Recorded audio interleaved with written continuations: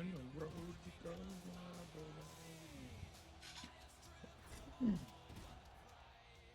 so happy. Keeps me satisfied. Gives me all I need.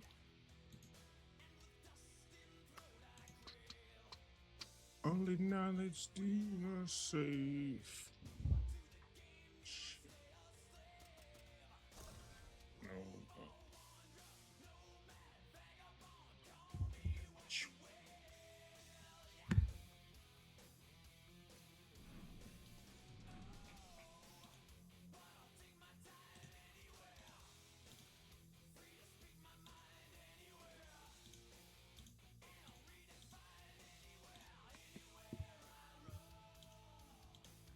Well, my head is home. Yeah.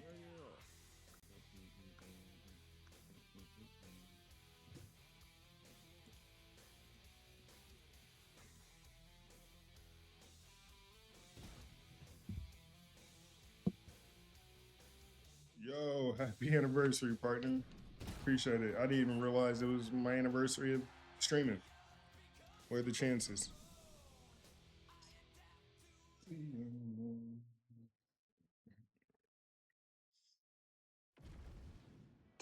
Ready to fight? Ready. All right, so here we are, the world's most famous arena, Madison Square Garden. It's crazy to think that not all that long ago, mixed martial arts was not regulated in New York. When that legislation came down, the UFC came strong, and we've been omnipresent ever since. John, we kicked the door in. Yes. If you're gonna say you're welcome in MSG, the UFC is coming. And every time we have gone there, we have brought phenomenal fight cards and some of the biggest moments in UFC history. Now, if the Knicks could just get their act together. Knicks will never get their act together, and I'm okay. Knicks actually won it.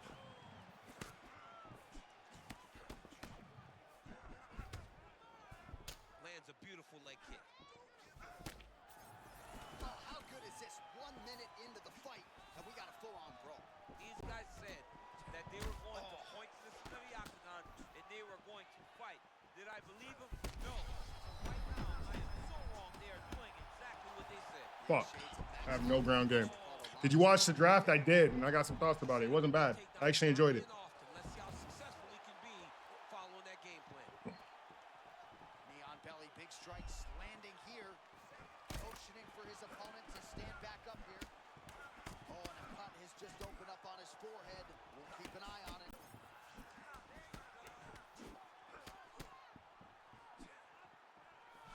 Nice job by the defensive fighter there, sort of rolled with that offering. I love watching high-level strikers because they know so much. You never get that in between. That was a great example of that. Oh, he's got him hurt badly now. Oh, do you believe that another head kick lands? Got to start raising that guard or this is going to be the end of the fight. I mean, it's going to be the end of the fight. It's very surprising that he's even standing upright after taking such a bad shot. Ah, shit. Back up, Ross. Huge shots being landed on both sides. I mean, what a fight. All right, so perhaps he's going to have to address something defensively. There is a legitimate cut around his eye. Yeah, he got cut on the eye from that last strike. He's got to pay attention now before it gets worse. I can't catch his rhythm. Oh. Can't catch his rhythm. He could absorb some big shots from this spot. Yeah, John, he's got to be urgent. Oh. Judo toss is good. Oh, the master of the transition. Nice scramble.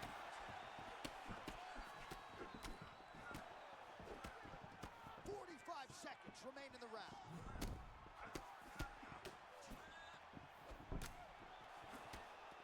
A lot of young fighters. Oh, that's a huge connection there, DC. He is hurt.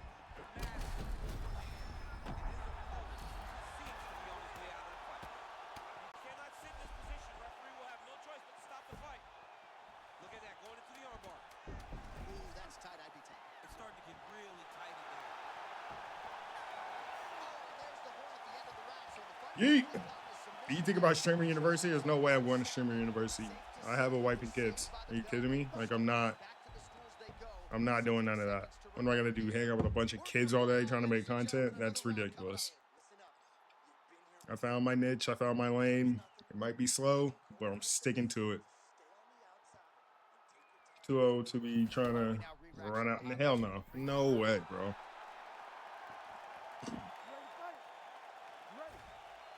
right, here we go with round 2. All right, so here we go. The crowd on its feet as this next round gets underway. You saw in the previous round, both fighters got rocked. I don't think the scorecards are going to be needed for this one. No, the scorecards will not be needed if we continue to. Yeah, I'm done.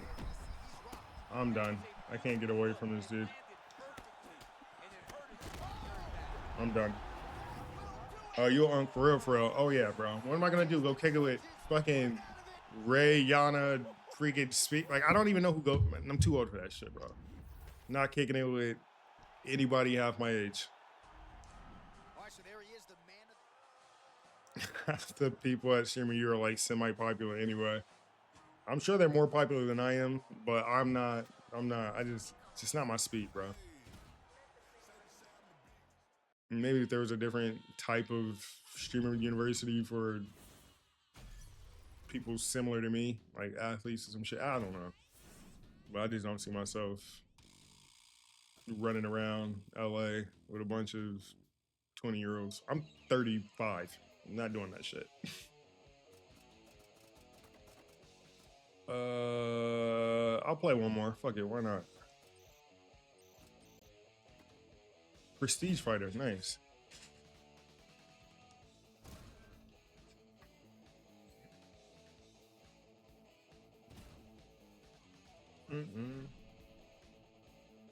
That's how it goes.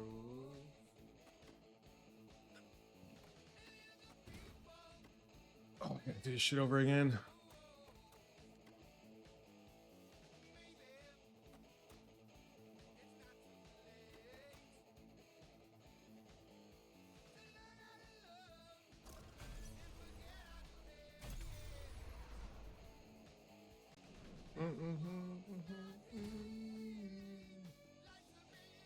JB trying it though. I mean, JB is he has a bigger following than me, bro. He's a much big time basketball player than I am. I mean, he's gonna have he's already pretty much solidified. He can probably go anywhere he wants to. It helps when you got, you know, when you're Jaylen Brown, but you never know. I feel like I'm the only hooper making content like this.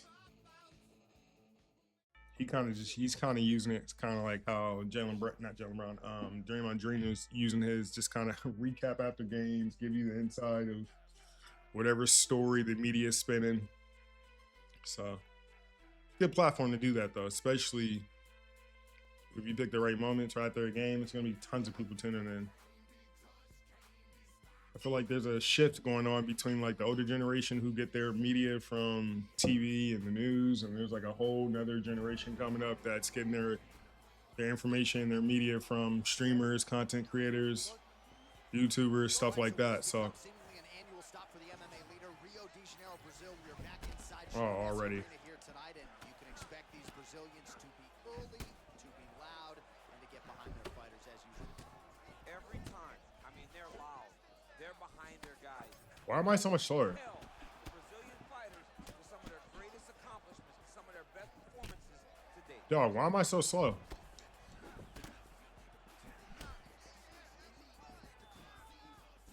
Nice defense.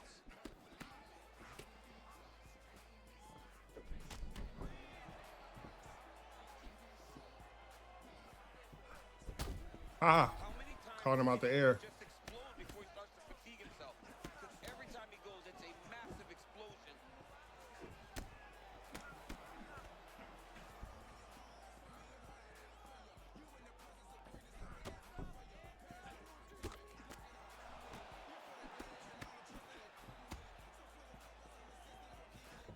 Man, there it is again. Those body kicks for him have been the weapon of choice, and if it's not broken, there's no need to fix it. We'll see if the defense can make an adjustment. But man, he found that flow state early tonight.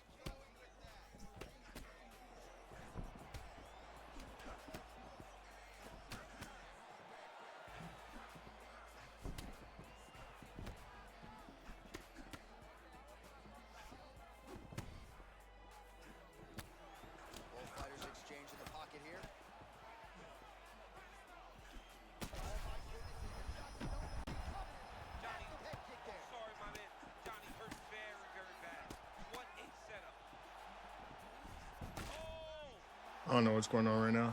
Oh, man, he's hurt. This dude is hurt, and he's still firing back. What a fight. Both of these guys are trying to finish. Are you fucking kidding me right now?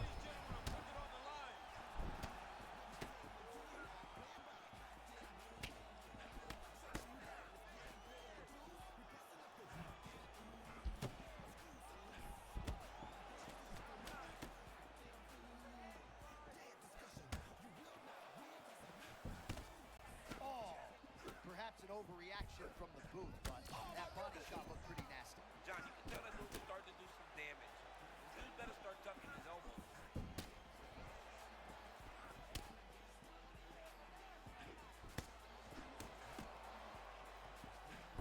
So he's really starting to put together some significant body shots here. These are going to take their toll as this fight goes on.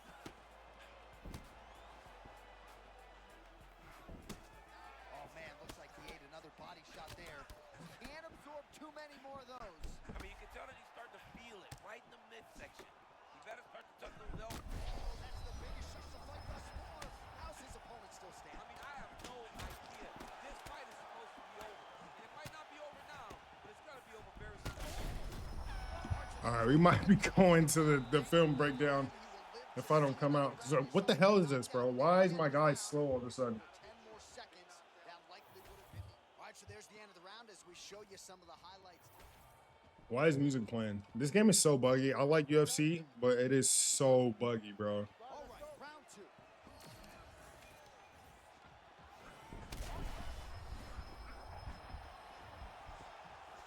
Oh, slips and then rips. Beautifully done.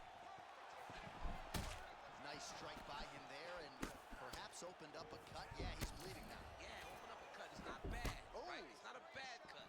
We got to keep an eye on it. Huge head kick there a moment ago. Don't want to eat too many more of those. Well, his opponent seems to be stunned to a significant extent, but was able to recover, and it's almost like he let him off the hook. Kind of let him off the hook. He needed to really put his foot on the gas to try to find that finish. Well, it's been a wild fight thus far, perhaps a contender for some bonus money at fight's end. These guys are going to have to dig deep. They're both hurt. They're both hurt. You expected it, though. You expected a close fight. You did not expect a war like this, though, where both guys, from the moment they said, Oh, man, look what that one body shot did to his opponent. that shows the power in the placement. It was placed perfectly, and now he's got his opponent hooked. So we hit the 3-minute mark here in the second round. Oh, man, he hurt him.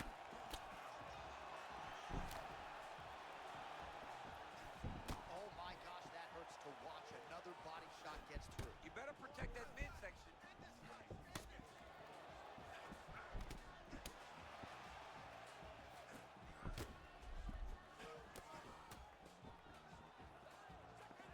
Come on.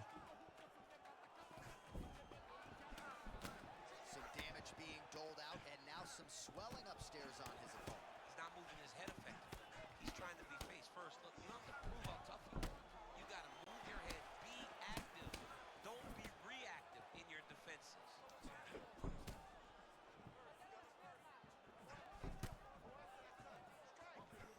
90 seconds to go now. Oh shit. Oh, what an offering up over the top. This fight's going to be over too soon. What a great way of mixing up his attack. He didn't stay the course. He mixed it up. He went high. God damn it. Low, and now he's got him hurt very badly. Both fighters. Fucking hate this game, bro. All right, whatever. Real good. Bruce Buffalo. I'm done with this game. I'm not even gonna give it the dignity of closing out. On to the next.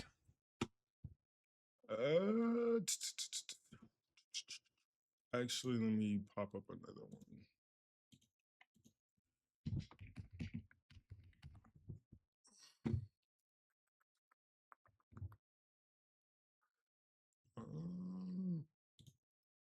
Results 1 through 60. All right. Let's look at this. Of course, we already knew who's going to go for number one.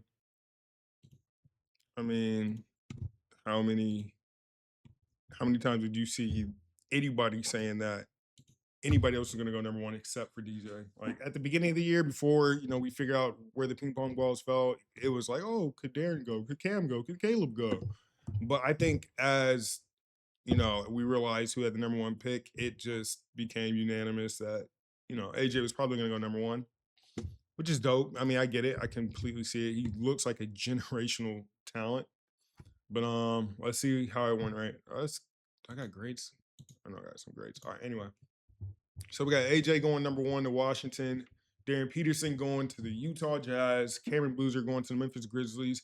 Caleb Wilson going to Chicago Bulls, which I really like because I feel like he, out of everybody here, this is the one guy who I felt like has not the most upside, but was kind of overlooked for being the number one pick. I mean, he's just the way he plays, man. He's long, he's athletic, he plays both ends of the floor. I mean, he has the ability to get his shot off. So I mean, he's. I mean, I don't know. I like the way he plays, and I forgot how there's a term that they have in Chicago. I think it's like slap ball, like speed, length, athletic, and I forgot what P stands for, but something. But Caleb Wilson fits what the Chicago Bulls need, and they're kind of in the state that the Chicago Bulls are in. They need a superstar player with superstar potential. But anyway, LA Clippers, Keaton Wagler, excuse me, Mikal Brown Jr., Brooklyn Nets. The Brooklyn Nets, they need just about everything, bro. Physical. It's the last one. Physical. Slap basketball. So speed, length, athletic, physical. And I mean, this guy has all of that, all of it. Brooklyn Nets take Mikal Brown Jr. It's not a bad pick. Sacramento, Darius A. Jr., which is probably one of my favorite point guards in the draft. So the way he plays, man, he reminds me of Dame Lillard so much that Sacramento needs, a go-to scorer that can, put a team on his back and kind of get them what they need. And then we have Atlanta Hawks, Kingston Flemings, Dallas Mavericks, Morris Johnson Jr., Milwaukee Bucks, Braden Burries. Golden State Warriors, wow, Jackson Lendenberg. And then Oklahoma City Thunder, Ada Mara, which is, I've already seen people calling him the Wemby stopper already. We're going to get into that later. But I definitely want to check his game out because I don't know why people would call him that. Anyway, Miami Heat drafted Nate Emmett and they traded him to Milwaukee. Granted, because they just got Giannis, which is, we're going to talk about that too. Giannis is insane. Going to the Heat. I mean, does that make them a contender? I don't know yet. Well, we can see and check that out later.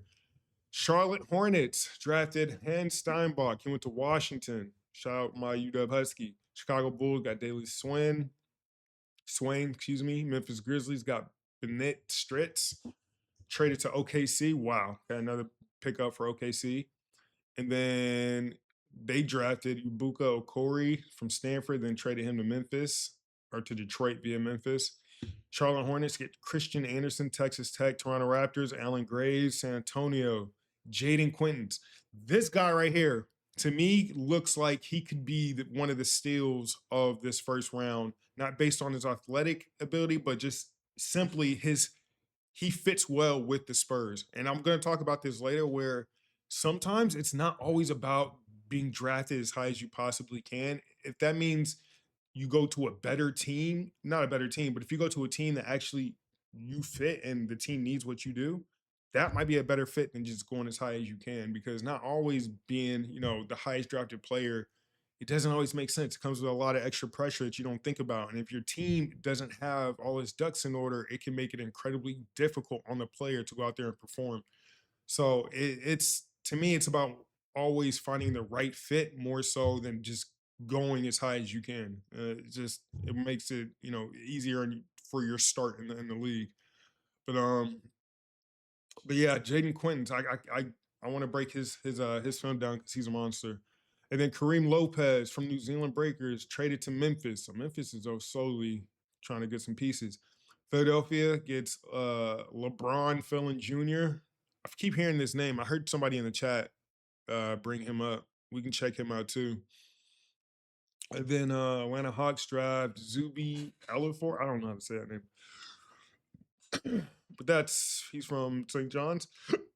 And then we have New York Knicks draft Cameron Carr. From Baylor, don't know much about him. They reportedly trade to Los Angeles Lakers. And then Los Angeles Lakers, Sergio De Lara from Valencia, reported traded to the Dallas via New York. And then you have Terrence Reed Jr. for the Denver Nuggets, traded to San Antonio. So San Antonio gets another pick. Nice. Then the Boston Celtics get Chris Sinak Jr. from Houston. That name sounds familiar. Minnesota Timberwolves draft Joshua Jefferson. Iowa State trade to Brooklyn. I mean, Brooklyn needs to start making some moves. They don't have anything going for them, bro. Really, yeah, and they got some work to do still. Anyway, Cleveland Cavaliers, they draft Alex Caravan, traded to Sacramento. Dallas Mavericks drafted Koa Pete, reportedly traded to Phoenix via New York. And then we have the second round today, which I know the Orlando Magic are in here somewhere. They got one pick. They about to fuck it up. Do you only have one pick? They only have one pick. That sucks, bro. That sucks. Sacramento Kings, San Antonio Spurs get another pick. Oklahoma, man, OKC gets another pick. That's maddening. Like, how can they maintain all these players that they get? It's insane. And then Wizards. I'm seeing some of the same names pop up. San Antonio gets another pick, 2 picks. So getting 4 picks in this draft, that's insane, bro. That's the way to do it. Let's look at some of the drafts, or the grades from these drafts. Washington Wizards get A. It's hard. Don't matter what the state of your team is, if you draft AJ, that's going to be an A. He was a no-brainer, number 1 pick, so makes sense. Utah, I wonder if this guy goes to Utah and Darren Peterson goes to Washington. I wonder if, would that be a better fit? Because I honestly do feel like AJ fits better with Utah, and then Darren fits better with the Wizards. I don't know if it's just me that's seeing that, but I definitely feel that way. I mean, you have Trae Young as a point guard, but you also need to solidify 2, or at least a young, somebody with the potential to be a superstar to come and play that 2 position. Because to me, the 2 position is probably one of the hardest positions to be good at in the NBA. It's very difficult. So, I mean, who knows? But maybe that's just me. Who knows how they see it? But AJ's definitely the clear cut number 1.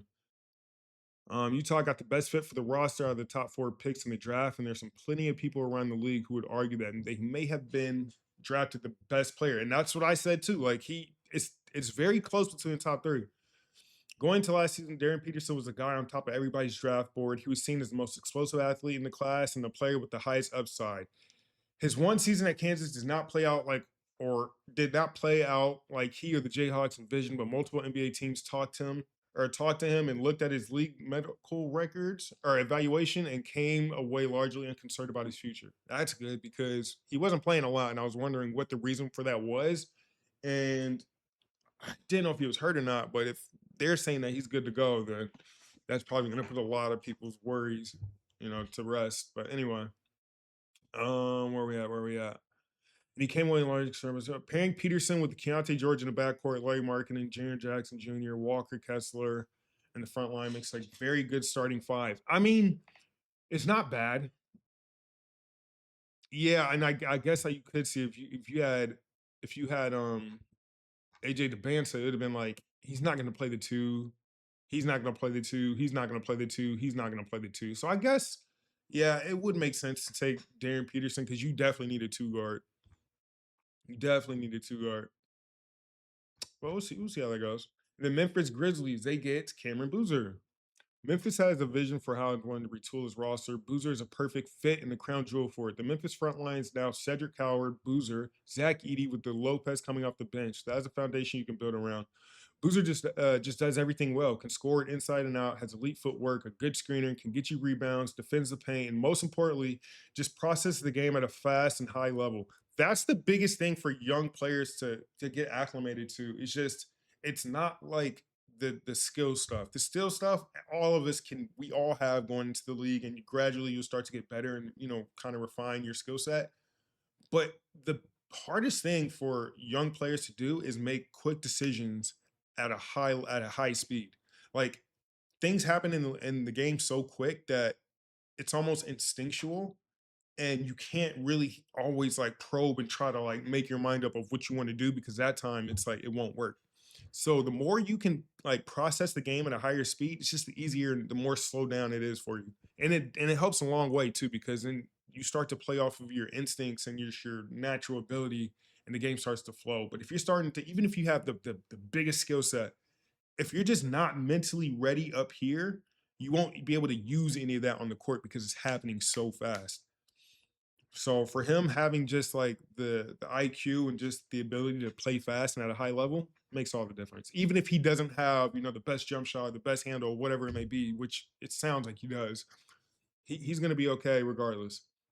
Nice bit of work by Memphis to pick up a 5 second-round picks to move back from 16 to 21 with a series of trades with via OKC and Detroit to get a big potential with Lopez. So I keep seeing Kareem Lopez. Hold up, let me just.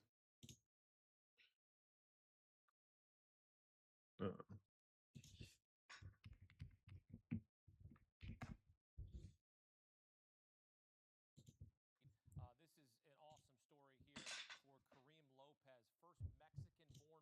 This is the guy I want to talk about later. We'll get to him later, but I'm looking at Lopez.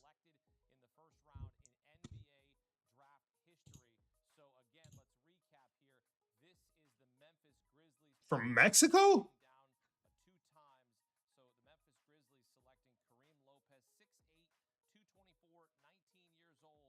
From Mexico. That's dope.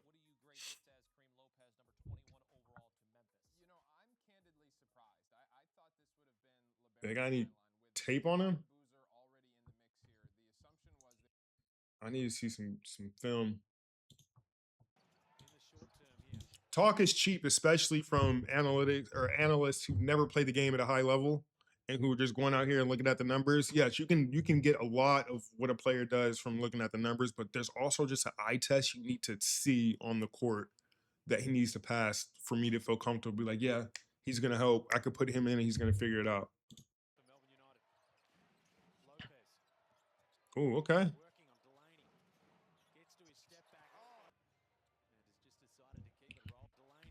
So look, so right here, you can always tell when a player has the intangibles to do something compared to like he doesn't have the skill set. Right now, like when you get older, these are the times where you have to go to your move set, hit him with one move, and that triggers like your reflexes to, or I guess your reflexes to go into another move like automatic, so you don't have to like probe a lot. Right now, he's going, but he's trying to figure out like how to get going. And so he makes a move, he gets to it, and then you could tell it's like he wasn't thinking about getting to this spot. He was just reacting what the defense gave him. But once you get to another level, you can start to dictate where you want to go onto the court and figure out how to get there. So if you want to go to the middle, you know what moves that you can get you there more so than just like kind of probing around trying to dance and then end up there. But when you start to put that together quick, then these start to look a little more fluent and not just like accidental, if that makes sense. Like, yeah, he has the skills to get to this shot, but it wasn't like he went out there to get to this jumper. He was just kind of going until the defense played him a certain way. But that's a tough shot. He's 6'8", shooting like that. That's nice. Okay. Fluent jump shot. Didn't look too bad.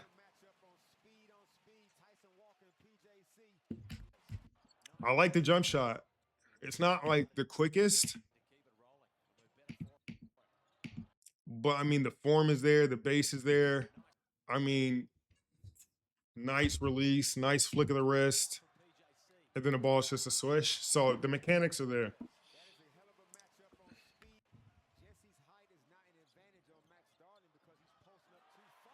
Not bad.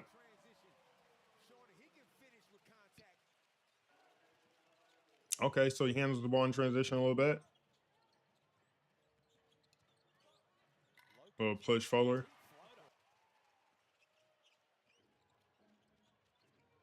Okay, nice little vision.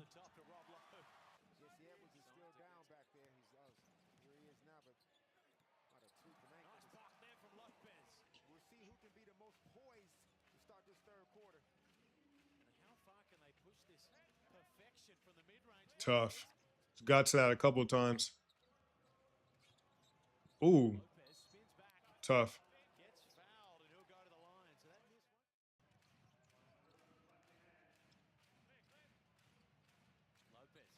So he likes going, getting to the middle for sure.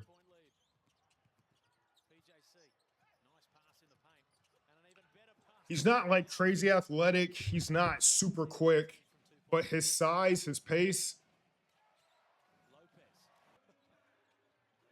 he can make that work for him. Yeah, especially when he gets a little bit stronger, he'll be like a poor man. He'll be like a poor man. Boozer.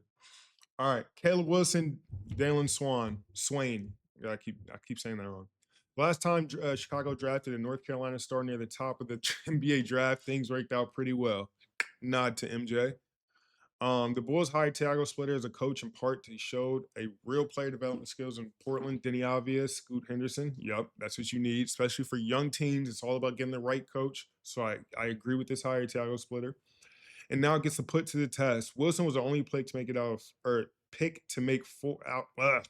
Wilson was the only pick to make at 4, and he has the most upside potential of the 3 above him. That's what I thought too. I definitely thought he had the most upside because of his length, his speed, his shooting ability. A little bit, he does a little bit more, or is capable of doing a lot more than some of these other guys, just based on his size, his athleticism. I mean, the only person I could probably say that has just amount or about the same would be AJ, which is a little more physical than him at this time. But who knows what the next 3 or 4 years will turn out. All that development, really athletic forwards, is something Chicago has historically struggled with, but Splitter deserves a chance to change the narrative. Hey, you got a chance. You got a chance. Wagler was not really on the NBA team's radar until this past year or so, when he shot up to number 5 after an impressive season at Illinois. That's kind of what happened to me. I wasn't on people's well, I kind of was. I was projected going into my second year, kind of like last minute, like, oh, he could be a top 10 pick. And then it worked out that way. But he's in the same position, just had a really good year, did the work, and now he's getting drafted top 10. This is a smart pick by the Clippers because they need some size or someone who can play off the ball next to Darius Garland in the backcourt. And Wagler has that. He can shoot it. He's a good passer and has handles. I'm always a little curious with guys who fly up the draft boards with this, but his shot, it's not like he's going to flame out. He's going to be good and maybe someday an all-star. He has potential. So that's the other thing too. I think a lot of people, when they think about the draft, especially lottery picks, most people are just trying to be like, all right, what guy can I pick right now that's going to come in and help us and that could potentially be an all-star? And sometimes that, if you're thinking that way, you can kind of take away from your team because best case scenario, you're right. And you get a player who's going to be a superstar one day. But if you already have a player like that in your team, then it could just create a lot of turmoil and just, it won't flow as smoothly for the team, if that makes sense.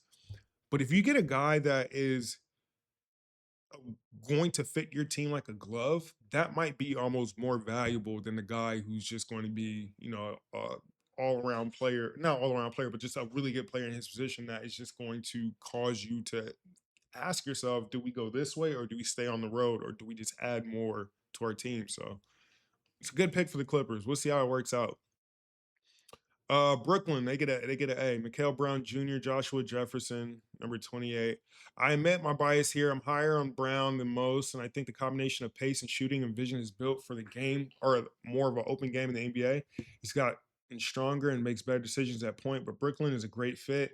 Having Brown running pick and rolls with this just acquired Julius Randle. Yep, that was a big trade. I don't know how Julius feels about it, and I know going from a contending team to a team that has no direction is very, very tough mentally sometimes. So we'll see how it goes. That's going to be a tough play to stop. Jefferson is also nice, a late round pick. There's also a lot to like about Jefferson's feel for the game and the way he can do things, a little bit of everything. He can defend, pass, and he can do whatever is called for. We'll see how that goes. Sacramento, A-. I like Darius A-Cup. He's one of my favorite players to watch, and I think he could be like a Dame Lillard type player. I mean, he just has that ability, man. His shot making ability at that size. He has the ability to get to the rim, but more so than anything, it's just his shot making ability is next level. Sacramento got the guy they wanted and needed. Sacramento just didn't need someone to become the focal point of their offense. They needed someone entertaining for a starred fan base to rally around. Acuff is that guy. His high-end jumper is comp to Damian Lillard, although he's built a little more like Jalen Brunson. The only knock why they get a minus on this grade is that Acuff is undersized guard who can't defend, which tends to be an issue in the NBA. Caravan can develop into a solid role player. He's a movement shooter who can defend a little and has good size. That's the one thing that's gonna suck. Happy partner, or sorry, happy partner anniversary. Why is that like that? Why is it not happy anniversary partner? Anyway, or happy partner anniversary. Oh, because I'm a partner with the brand. Duh. Okay, I don't know why that distracted me. But anyway, shout out to the Kings. I hope this all works out with them. The Atlanta Hawks A-, Kingston Flemings and Zuby Eliafor? I can't say that. There's a distinct plan for the retooling in Atlanta, and Fleming fits right in. He is a high-level defensive point guard. Quinn Snyder puts him on the floor with Dyson Daniels and Nickeil Alexander-Walker. That's some shutdown perimeter defense. I'm not high as on Fleming as some others. He's going to have to learn how to be an NBA point guard, which is super tough to do in the NBA. Like trying to become a point guard is in the NBA, if that's not like your natural position, is going to be a challenge. Hopefully he picks it up quick. But I like how Fleming's fits the overall plan. Eliafor is another quality defender, plus he's a high motor player who can bring real energy off the bench. That sucks. I still feel like Atlanta's starved for a point guard. They need a point guard. I mean, and if he's not a traditional point guard, it's going to be harder to kind of build around because they need somebody that's going to handle the ball more than just Jalen Johnson. And then shout out CJ McCollum, but like he's not going to be there forever. Sonny Bay stole the Hawks from us. I personally wanted Zuby. I wanted to watch him play at St. John's. Yeah. Okay, so you should got the energy guy. He's going to bring energy. You can always use an energy guy off the bench because he's just going to set the tone. But here, who's next? Dallas Mavericks, they get a B. This is where it starts to taper off a little bit. Rez Johnson Jr., Sergio Delara via Lakers and Knicks. First, Dallas poaches Michigan's coach, Dusty May. Didn't we? Wait, what?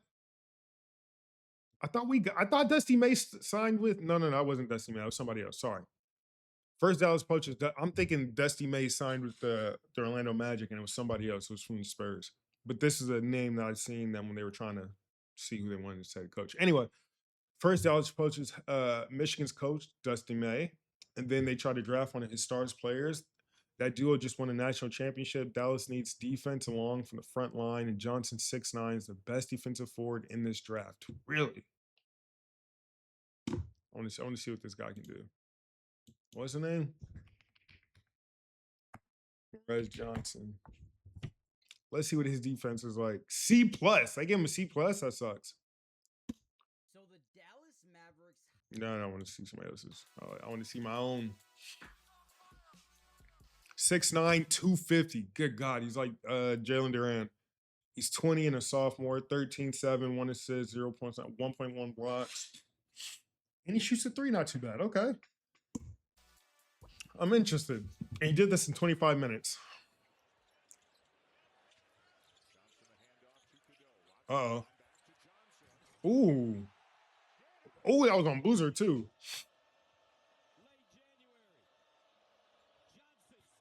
Give me that. We've been learning through wins this season, even though some of those wins didn't feel pretty. So he looks like a traditional big because he's running the floor. Let me see where some of his three-pointers are.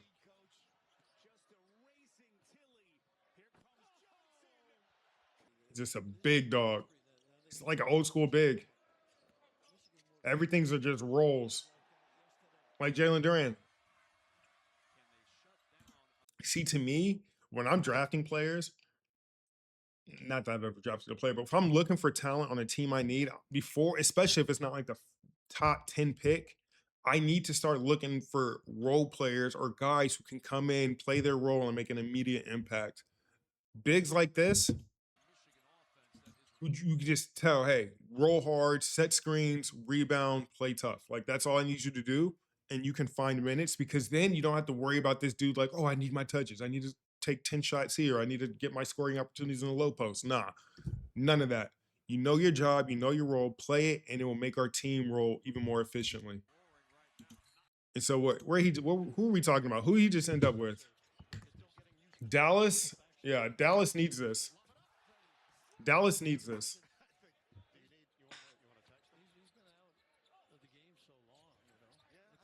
He just rolls hard. I mean, love to see it. And then he still has a little, he could do something down there. He ain't just dead in the water, but he's a big body, and I like it.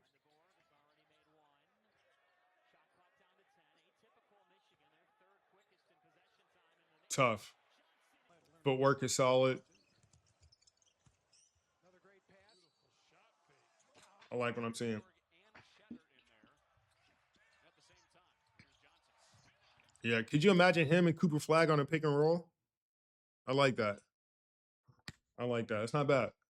Because who do let's see teams. Mavericks, where you at? Where you at? Who's on the roster?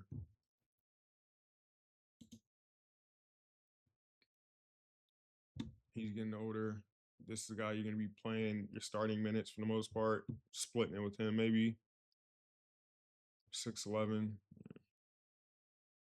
Yeah, man. I mean, they definitely could use some size. They could definitely use a big that can do what he does. Sets the tone, plays hard, and he doesn't take away from the offense. So it's not bad at all. I want to see if he can shoot the three though. Like they haven't seen everything he does is like low posts. Tough. He's physical, man. He likes to throw his weight around. I like it.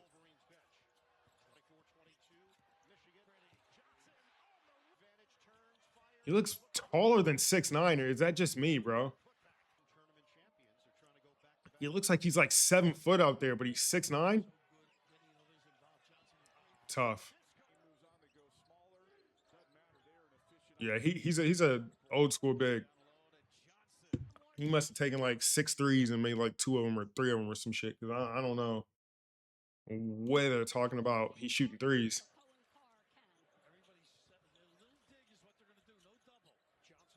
But he has a good looking jump shot, man. It wouldn't be.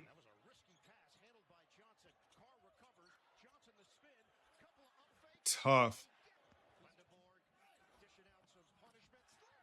I like it. All right, good pick for them. Good pick for them. Then we got Milwaukee, Braden Berries, and then Nate Emmett. Berries was absolutely the guy they want. Was absolutely the guy to draft here. The best player on the board at the moment. He's a strong all-around player who can defend, score at all 3 levels, and is physically strong and just does a lot of things well. My concern with Berries and Milwaukee is he's not the number one option on the team searching for one, or on a team searching for one after Giannis Antetokounmpo, and he could be the thrust into that role. Emmett was a perfect fit for the rebuilding team, a player with good athleticism, a lot of upside, who's not lived up to there yet, but with some development, could be a steal. I'll be the judge of that. I'll be the judge of that. What are we talking about here? Oh, from Arizona.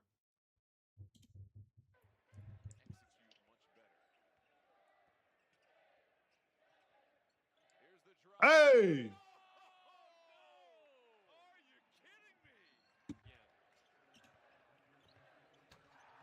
What is his size?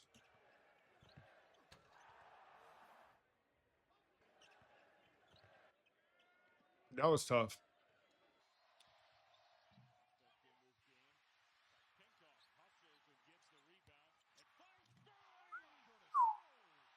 He's dunking shit. How tall is this guy? I can't tell.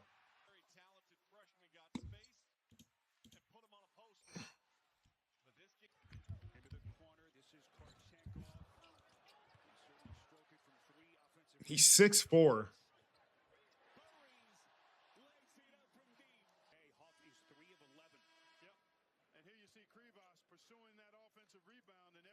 Tough.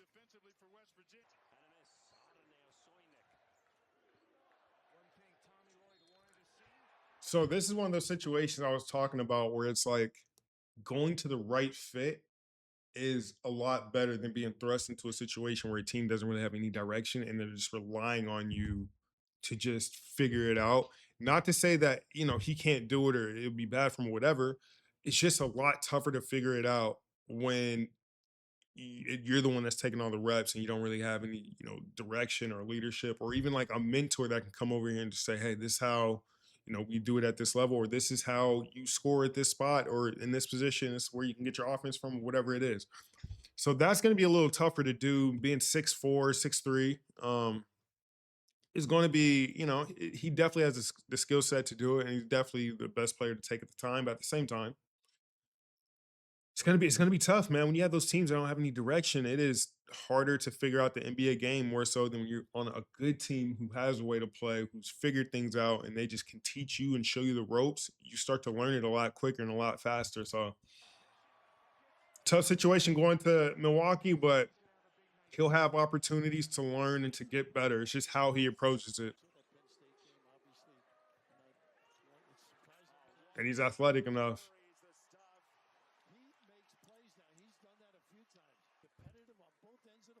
And he plays off the ball a little bit too. So it's not like he's handling the rock every single possession. Yeah, he's playing off it a lot. It's a good looking jump shot. Steps right into it. Gosh.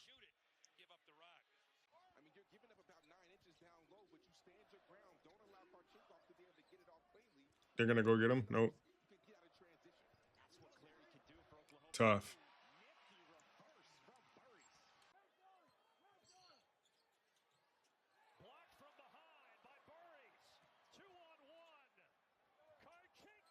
Tough. Good defense.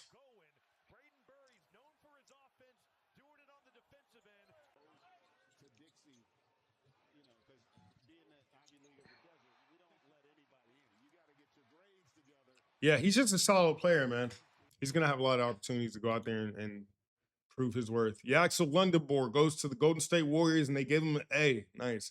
Golden State needed some size and defense at the forward slot. Draymond Green. Definitely. Draymond's a great defender, but it would help so much if he shot like 39 to 40% every single year. They finally have a guy with some size and who can shoot and who's older, which might, you know, kind of help him in this situation. But I mean, that could be a good pick for them. Golden State needs some size and defense at the forward slot, and they got it with the plug and play.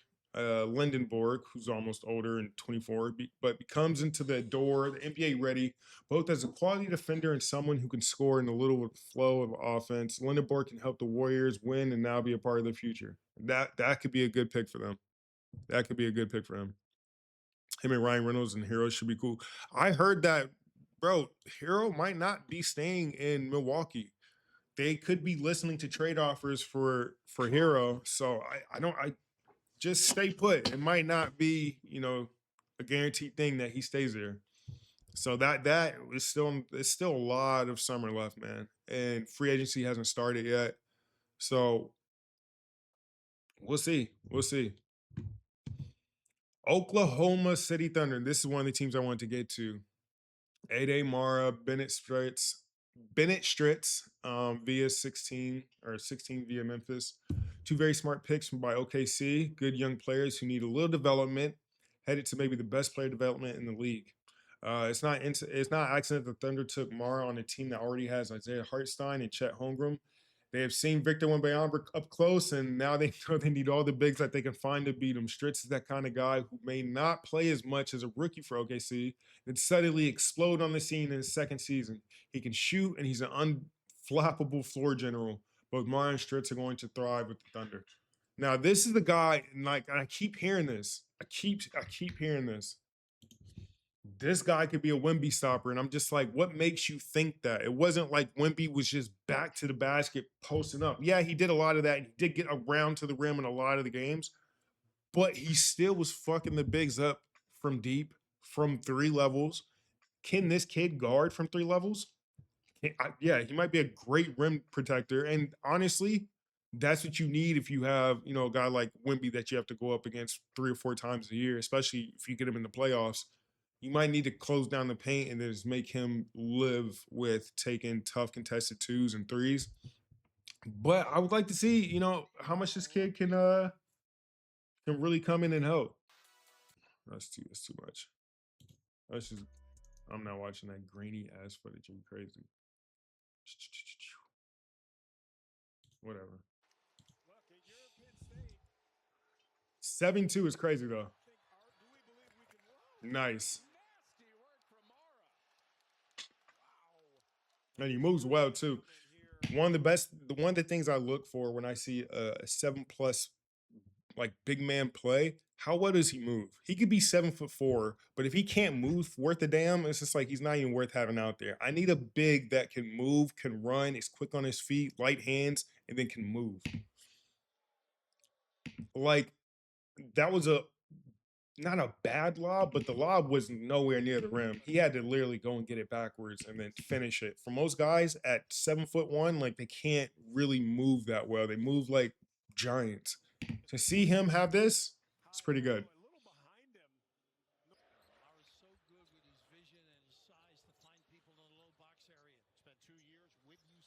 He's a big motherfucker. Oh! Wow. Horrible double team, but such a great pass.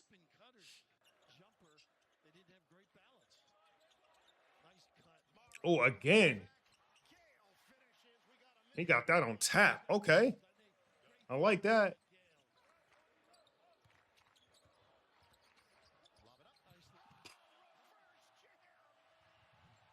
How did this guy fall this deep?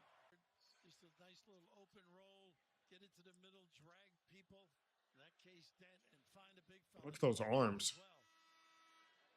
Regaling in his own ability. The Spanish slam. Oh, he's from Spain. Good feel, makes threes. He's a different guy. I like this kid, man. This is a good pickup from OKC. I mean, good God. They're good at scouting.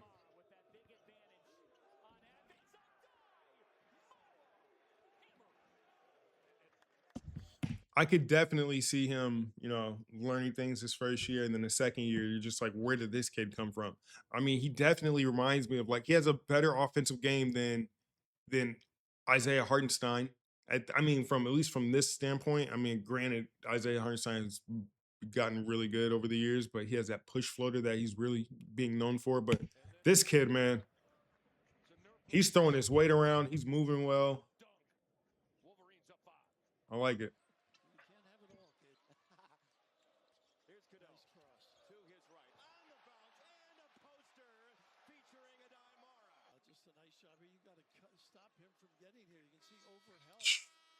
This kid's gonna he could be a problem. He's got to stick with Morrow, who gets a blow right now.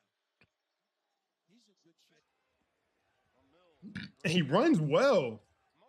Come on, bro. You know how hard it is for most big men to do this right here? It's just to like little stuff like this. Cause I used to hate having like a 7-foot dude that couldn't run or catch. Like it was the most annoying shit because just like it to me, it's the easiest part of the game. But look, he's running head down, like he's moving, and then on top of that, look where this lob is thrown from. Literally behind him, he just throws it up to the ground. One of the worst lobs you can throw because it's hard for most people to track the ball, and he gets it perfect. Finish it, gets contact and one. That like with the left too. It's tough.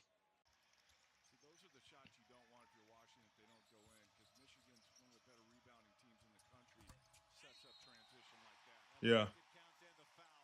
Great hands. Great hands. These are little things I check for all the time because like one thing I had to learn when I got into the league, I didn't have like bigs who were as nimble as this. I had Giannis Valanciunas, Amir Johnson, he was pretty athletic catch. But then I had like Aaron Gray, Chuck Hayes, like dudes that aren't like you can't just like get to the paint and just drop the ball to them because they're not gonna catch it or they're gonna drop it. They gotta get their hands on it, whatever. But stuff like this, where he just kind of like instinctually just it's right there, snatches it, and then goes up quick.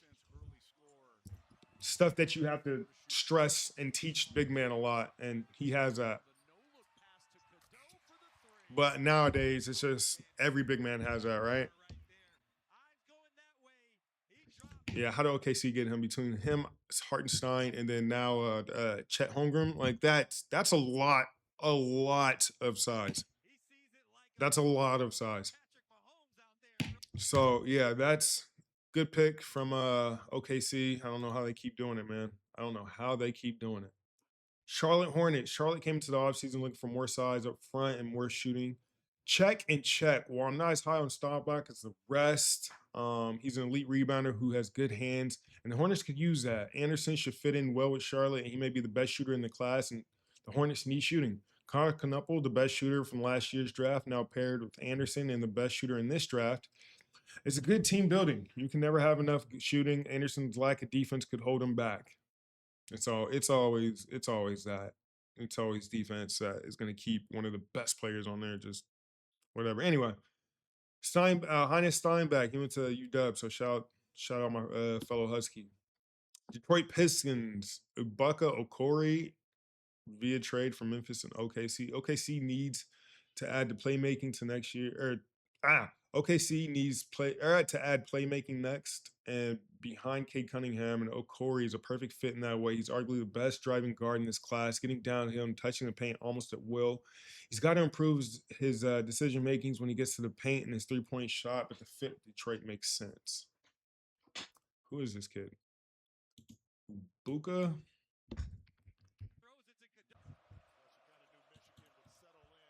Ibuka Okori. Oh my God, he looks like a created player. He's definitely not easy to look at all at once, but let's see what he plays like.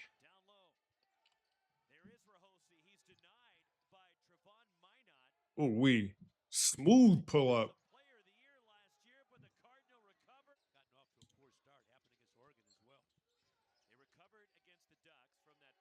Oh, he's a catch and shoot specialist.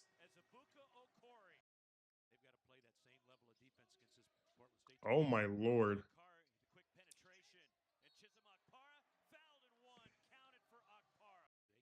What's his size?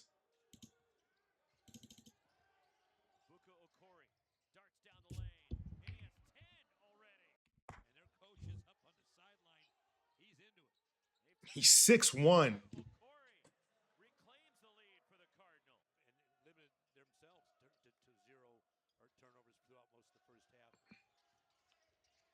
Hey, I'm telling you right now, this kid reminds me of he reminds me of Ish Smith. If you don't know who Ish Smith is, go look him up. This kid kind of reminds me of that. Kind of short, undersized, quick twitch, quick first step, and then the ability to somehow get to the paint. And this kid has a strap on him, so that's pretty well. He's maybe not as quick as Ish, but he has a really quick first step.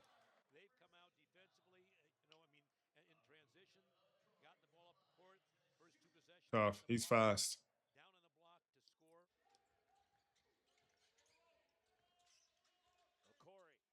Tough.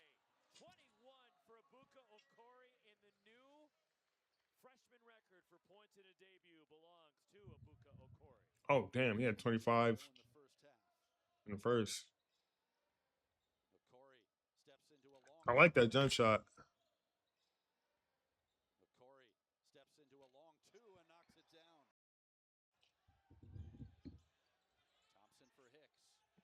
Good defense. Whoo! With the left.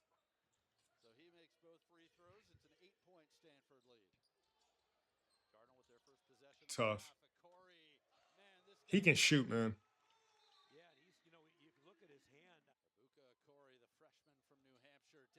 He's from New Hampshire?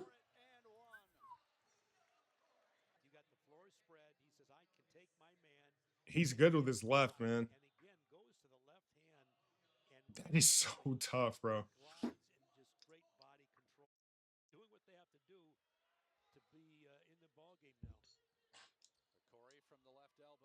Tough. Going to work. Good defense by Kamen. Another turnover. Wow, how'd he get that? Good defense that time. Rebound Skrinda. The freshman from Latin. Yeah, he can shoot. Three from Buka Okori. Nice setup. Not bad. Well done. All right, I like his game. Who did he get drafted by? Detroit Pistons. How could he fit in with the Pistons? I mean, Jenkins, he kind of reminds me of like how they use Jenkins, where just like a smaller guard that can get shots, can get going, but also can, you know, handle the rock and set up the offense. So that's not a bad pick. Especially Jenkins should help him, you know, progress a lot easier just because you have somebody similar to his game style to kind of help him, you know, with the ropes. And then we got Toronto Raptors B-, Allen Graves. Graves was favorites of the analytics community going to the draft, but in reality, he's a bit of a project for Toronto. There's a lot to like. He's a high IQ player who helps a team with possession game, but one thing to do at Santa Clara, another is to do with the NBA. You're fucking right. Yeah. Going to Santa Clara to the NBA is like going from like the bottom league in European football to like the Champions League. It's not the same. San Antonio. This is a guy who I am very curious about because I saw the way he plays and I saw what San Antonio is trying to bring to the team with a player like this. It's going to take a lot off of Wemby because of how Wemby plays defense, and he doesn't only have to be guarding the biggest player on the court. Now you can have potentially a little more mismatches on the court. So we'll see. Jaden Quaintance, Terrence Reed. San Antonio clearly went into this draft with a plan to find some big men depth to play behind and take some of the load off Victor Wembanyama. But drafting Quaintance is a bet on his health and the Spurs medical staff. The question isn't whether he'll have his skills to be a high-level NBA rim protector and a rolling big man who can finish. He has shown that when he's healthy. It's his knee issue that kept him out most of the season. No, he has knee issues. There were teams that saw his medical report and slowly backed away. I was wondering how this guy fell so, like, how did he fall this far in the draft based on the highlight tape I saw of him earlier? There were some teams that saw his medical report and slowly backed away, but his upside as a finisher and rim protector is undeniable if healthy. Reed was a solid big man with last season who stood out during the NCAA tournament when he averaged 19 points and 13.5 rebounds, a game in UConn's run to the NCAA title. He's a physical bruiser. That he is. This kid is insane. What's his name? Quaintance? Jaden Quaintance. All right, here we go. Because this guy looks like an absolute monster. Is it? Oh, he went to Arizona State as well. Okay. We'll look at. Oh, he went to Arizona State first. Okay, yeah, let's look at this one.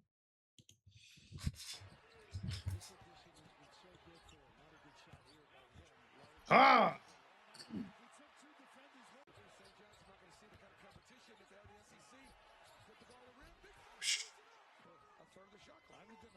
Oh my God.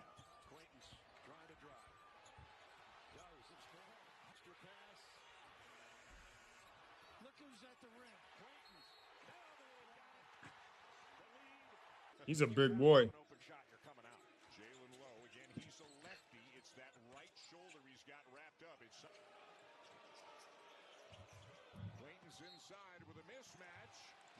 Kind of reminds me of Robert Williams.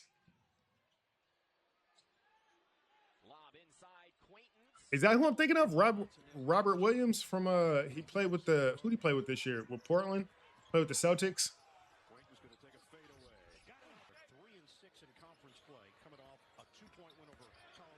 Hey!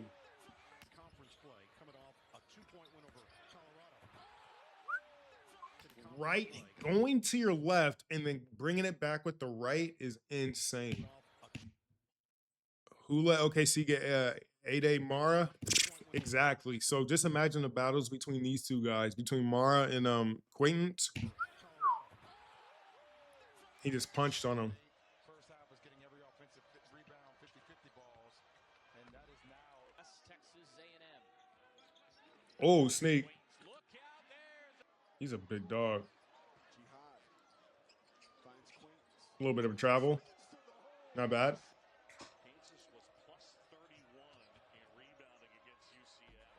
I wonder how he ended up at Arizona State from Kentucky, though.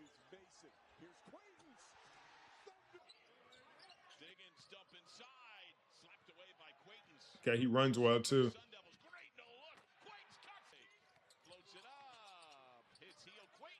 Ooh.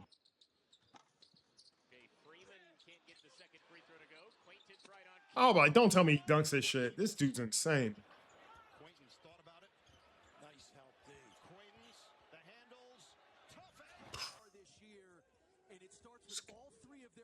I'm like, how do you see this guy and not take him top 10? I mean, I like what I'm seeing now, but now it just hurts to know that his knees would potentially hold him back. But imagine pairing him up with Wemby. I mean, he's gonna be able to guard the Isaiah Hardensteins and the Chet Holmgrens, and he's gonna take off that defensive pressure that Wemby has when he's in there because they kind of let him just roam around and kind of put out fires wherever he sees fits.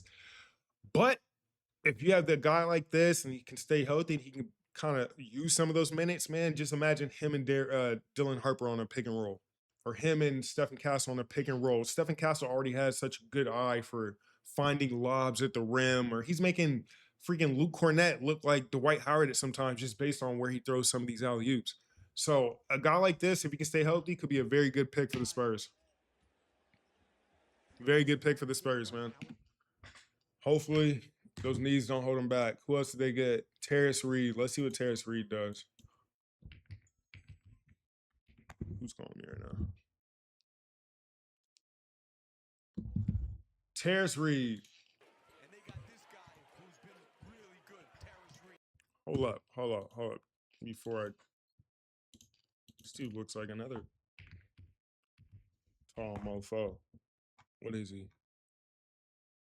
6'10". All right, they got another back, so they need size. San Antonio's going with size, man. You gotta protect Wemby. They probably saw what OKC was doing. It's like, nah, nope, we got to do something about it. We got to do something about it. He looks like another big bruiser. Yeah. Some toughness.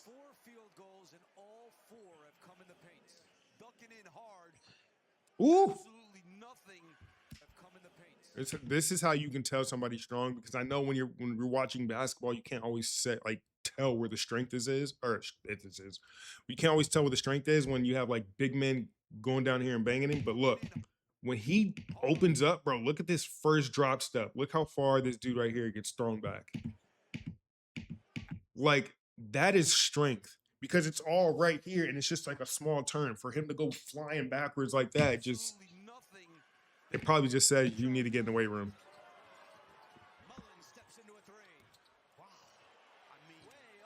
Not crazy athletic, but he's tough. And he's doing dirty work. You can never have enough players doing dirty work. All touch. He ain't dunking shit, but he's touching. He got a good touch around the basket. That's all you can ask for. Not like Quentin's ACL tear meniscus, played 4 games. Wemby going to the 4?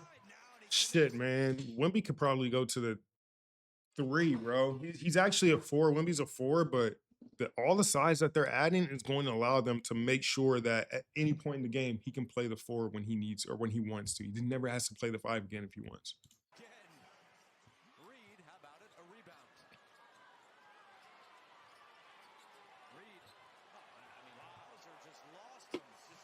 How do you do that even dribble? How you get crossed?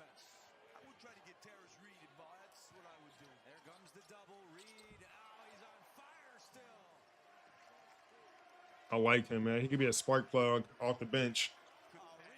No dunks, just straight buckets.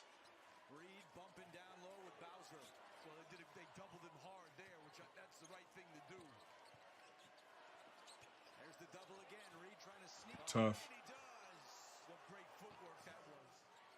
All right, I need to see some better competition.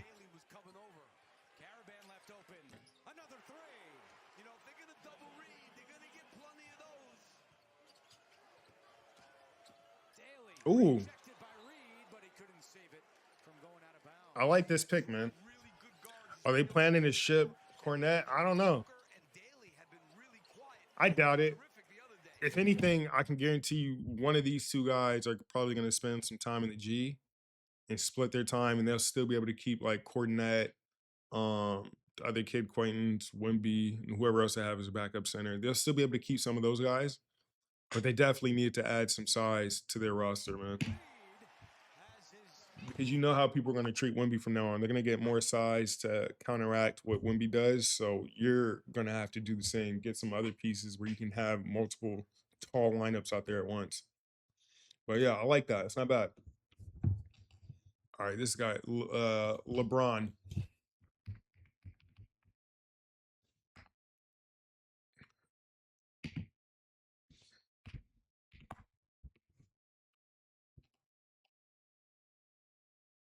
Went to the Sixers.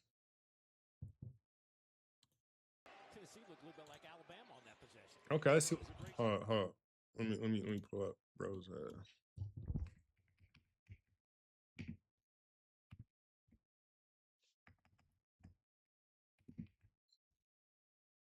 What's this kid's name? LeBron. What? LeBaron. Phylon. I called him Phillian. I don't know why. What are we looking at here?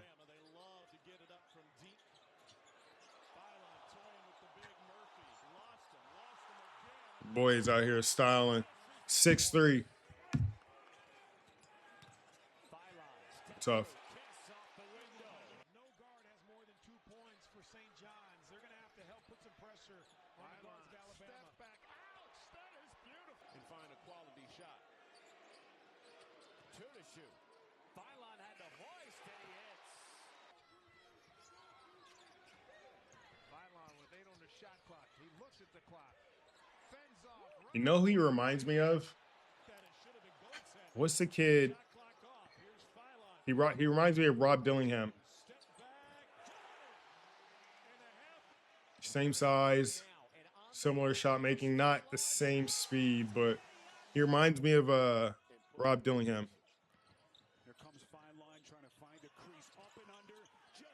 Or like you said, Bones Highland.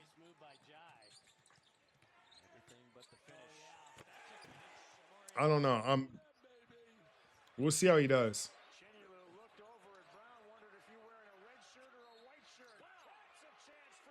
Tyrese Maxey, nah. Not Baron Davis, nah. He don't. Baron Davis was so athletic, and he was like 6'2", 6'3", but he had more speed, more pop, more quickness, more physicality for sure. And he would dunk on you. I haven't seen none of that from this kid. Like I feel like Maxey has a much quicker first steps than this kid. So I want to compare him to Maxey either. But we'll see, man. He's shifty, but so was Rob Dillingham. I'll be curious to see how this kid does. Because one thing I know for damn sure, being 6'3" in the league and what you do is score, like if he's a scorer and he's 6'3", playing in the league is going to be extremely difficult because of the size as well as the athleticism that most guys have. I don't think he's going to be a bust or anything. I just want to see how he's going to transition from the NBA or from the college to the NBA game, because it's a different game. You said the Sixers could use him next to Maxey. I don't really, not that they couldn't use another guard, but when I think of the backcourt in Philly, I think of Tyrese Maxey and I think of VJ Edgecombe. Those two guys are for sure the 1 and 2. Unless this kid comes off the bench, I mean, that would probably be how I envision his role on the team. He's going to be coming off the bench and doing his thing, because like he's not better than either of those players. He doesn't have the same time. And Grimes is more of a shooting guard. This guy's an actual point guard. And so they had Campaign. Campaign's a good backup, But this kid, he could come in and be like that new campaign. Because I don't know, man. I don't I don't know. I don't need a 6'3" guard if I'm Philly. I need maybe I mean you do definitely need a point guard, but I don't know. I don't know. We'll see. I think for a lot of these teams, they're going to feel better when they get out of SEC But I play. like it when a player can shoot, so I'm giving the benefit of the doubt. And Grimes, is Grimes on is he a free agent? He might be a free agent. I might have seen that. Okay. And then the Lakers, Cameron Carr. The Lakers have very defined needs this summer, and shooting is one of them. Carr's a knockdown three-point shooter, 37.4% for the Bears. And athletic slasher who can put the ball on the floor and attack the closeouts. In an ideal world, he develops into a Derrick Jones type player who could thrive alongside Luka Doncic. It's not bad. It's only one pick. Chris Snack Jr. in the playoffs, Joel Embiid showed that the Celtics, they might need more depth and size inside. Snack brings that and has a potential to. Snack's developmental project. A player who has all the tools. Boston would want a big man size, athleticism, scoring, some shooting, but it's never come all together for him. Maybe Boston can help him develop that. That's tough. And then Koa Pete for the money. Pete is a good player to take on the flyer at the end of the first round. He was a top 10 high school recruit with plenty of tools, but it's never come together for him. He's more of a highly recruited, but took a backseat to Braden Burries and Jaden Bradley at Arizona. Pete's a Phoenix native, and maybe going home with not much pressure on him is the right play. He can develop and start to show us why he was so highly recruited. If not, this is where the Suns did okay, because this is where you should take big swings in the draft. Yeah, you should definitely take big swings in the draft if you're at the lower end of the first round. But that's hard to do. This is a deep draft, so I don't think it'll be bad, but yeah, man. All right, this is what I want to look at too. Hoops hype. Rumors. Miami Heat. Detroit continues to express trade interest in Tyler Hero. I told you. So here's the other thing too, right? There's teams. Teams, where we at? Miami. So here's the thing. With the Giannis trade, I don't know if this automatically makes them contenders. They're definitely a good team that would be fighting to do something. But contenders, I just don't know yet. I mean, who's on their team? So you have Bam. Yeah, I mean he's gone. This ain't even the team. They're gone. Rosters. How do we?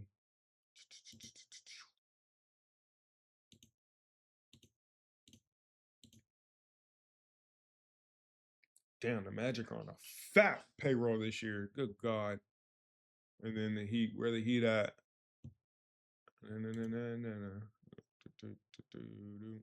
So who do they have so far? Tyler Hero's gone. Bam Adebayo, he's here for at least a couple more seasons. Tyler Hero's gone. Andrew Wiggins is literally probably going to opt in for this player option this year. And if he doesn't, what I heard is because this is a lot on the payroll, that they might try to restructure Andrew Wiggins' contract. He might opt out, and then they give him in for another deal that might be worth whatever, but just for a little bit longer, just so that they can have the room to go out there and get some more pieces. Because I heard that where is he? Where's my boy at? Wiggins here. Where is Norman Powell? Is Norman Powell not? Is he gone? Am I tripping? There's no Norman Powell. So yeah, that's the other thing too. Norman Powell.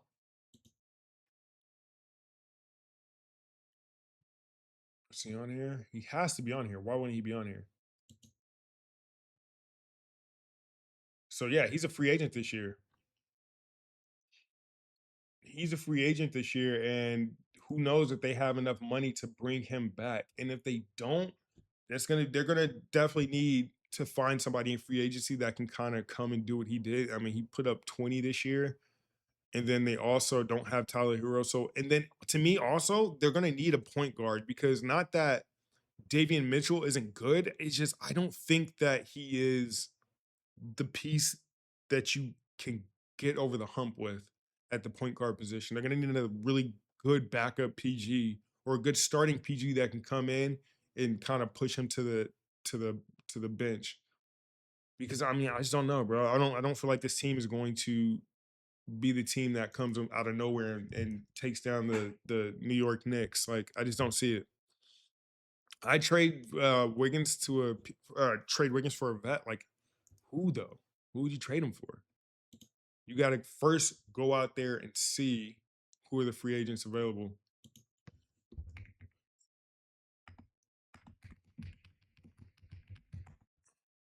Let's see. All right, point guards.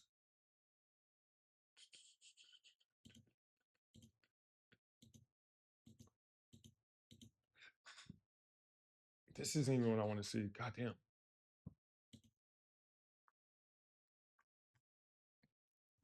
Like, can I get a list of free agents, please?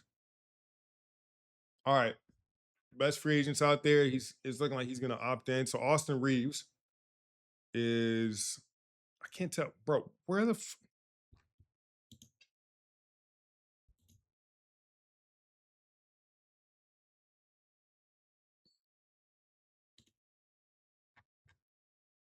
okay, Austin Reeves. He's definitely gonna opt out and get a new contract. He's probably gonna get a, even though he didn't have a great offense or showing in the playoffs, he's probably gonna get a big deal to come back. LeBron, it's up in the air. Point guard, he's going back to DC because who else is gonna pay him all that money to do what he does? Like, I just don't see it. You said the Kings got to steal the draft with Acuff. I definitely think that he's one of my favorite players in the draft to watch, and he reminds me a lot of Dame. But we were just checking him out, and it turned out that he has a defensive problem, and that could be his Achilles heel. So we'll see how that goes. Walker Kessler, he's probably going to go back to Utah. Peyton Watson, we'll see what happens with him. I'm sure he'll get an extension. He's young and he's good. James Harden. James Harden might opt out. Do you think James Harden to the Heat could kind of help? I mean, I know we've always talked, oh, he doesn't do anything in the playoffs, but having Giannis Antetokounmpo and big fella, I'd give James that opportunity. We need a point guard, and through the year he's gonna ball out. And then also you put him in Miami. Oh, fuck. If you put James Harden in Miami, could he handle that? I mean, I know he just had a kid. He has a girl now. But James Harden in Miami, yeah, the nightlife, man. I don't know. I don't know. I don't really know James that well, and ever since he's had his kid, who knows? He might not even be out like that. But Miami might be the one place I might bring it out of him. I think he still hates Giannis. Okay, so don't even worry about that then. Harden gains 40 pounds in Miami. That's fucked up. But I mean, hey, if you need a point guard, that would be I inquire about James. We might not go that route, but I definitely would look into that. And then you have Andrew Wiggins, player option. I think he goes back to the Miami Heat on a restructured deal. They bring him back and he takes because that's one thing Miami is known for. Miami is known for getting some of their best players on the team to take pay cuts. That's how LeBron ended up in Miami. Like even Dwayne Wade, majority of his time with the Miami Heat, he was really never the highest paid player on the team. I remember there was a time it was like Tyler Johnson, somebody else were like getting paid more than Dwayne Wade.